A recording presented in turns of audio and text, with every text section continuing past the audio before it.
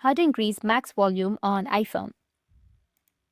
So if you want to increase max volume on your iPhone, then first you need to open up the settings app on your iPhone and then scroll down and tap on sounds and haptics. Once you find this, tap on it. Here, use the ringtone and alert slider to increase the general sound output.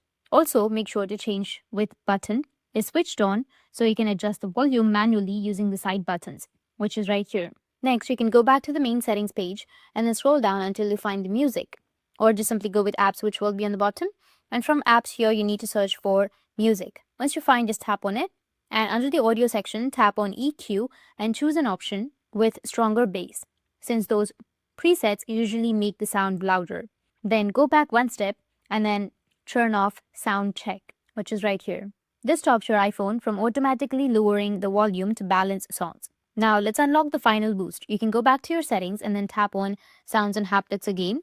Just tap on it. Then scroll down and then select the headphone safety.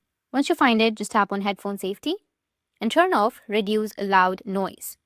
This removes the safety cap Apple places on headphones audio, letting you reach the true maximum volume. And that's it. And if you have any questions, feel free to comment below. Thanks for watching.